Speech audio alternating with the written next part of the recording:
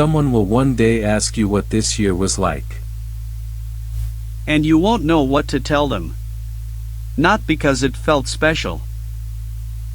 Because it didn't. This is an exhibit from a museum that doesn't exist yet. It's your phone. Try to see it the way they will. Before we start, we owe the audience the rules. We don't know the future. Nobody does. What we're doing this season is a lens, not a prophecy. The lens is simple. Treat today as the thing a later generation will study. Your grocery list. Your commute. Your group chat. The password you keep forgetting. To them, artifacts. It's a strange feeling.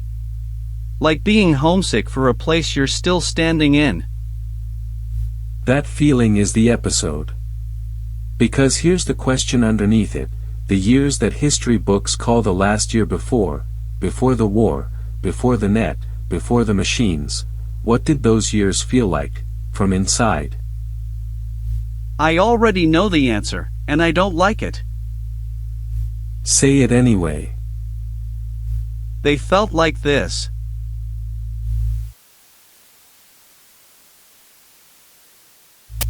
(1913). Historians who read the diaries of that year find weather, gossip, grocery prices. Ordinary pages.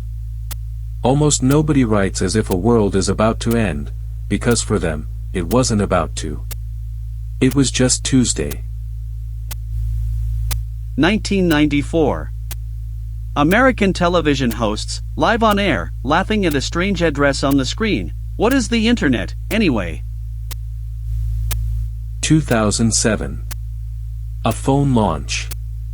Analysts debated keyboard buttons. Within 15 years, that object had rearranged attention, work, love, and childhood on every continent. Nobody voted on that either.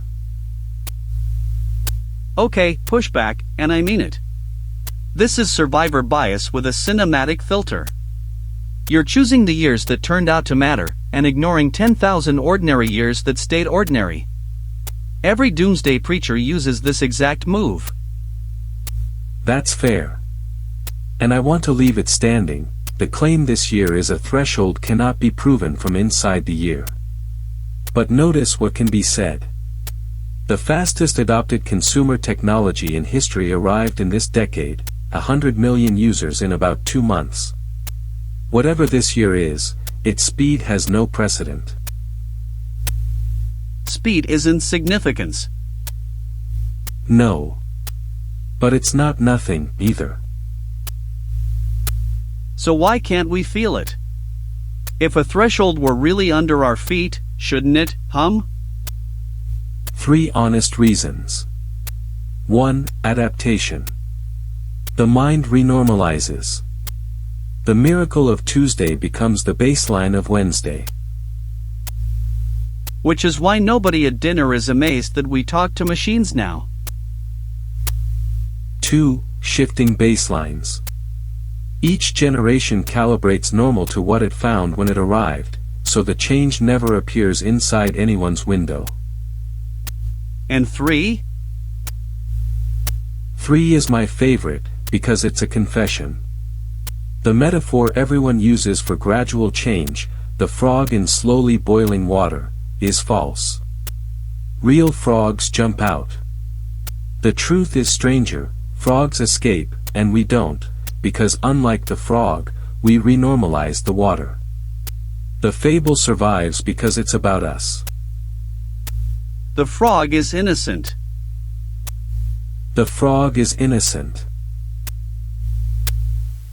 Then give me the turn. Because so far the thesis is we can't know. That's an honest shrug, not an episode. Here it is. Everyone asks, is this the last ordinary year? Wrong door. The right one, ordinariness is not evidence. The absence of sirens tells you nothing, because history has never once used sirens. The feeling of a normal Tuesday is fully compatible with both nothing is happening, and everything is. So the feeling of normal stops being reassurance and becomes a question. And that changes what a person should do. Not panic, panic assumes you know. Not dismissal, dismissal assumes you know. The only honest posture is the archivist's: pay attention. Keep records. Notice what this year actually feels like, the small things, because if it was a threshold, the ordinary texture of it will be the first thing everyone forgets. You're saying, you are the archive. You are the archive. The museum doesn't exist yet. Its collection is being assembled right now, by what you notice. The door this time isn't in a laboratory or a data center. It's the one you'll walk through today. The familiar door. Next time, the people who say goodnight to machines. And mean it. The intimacy threshold. Door 2. We didn't find the final answer today. And that's the honest part. But we found the door. If curiosity brought you here, you are already part of this journey. This was the brand door.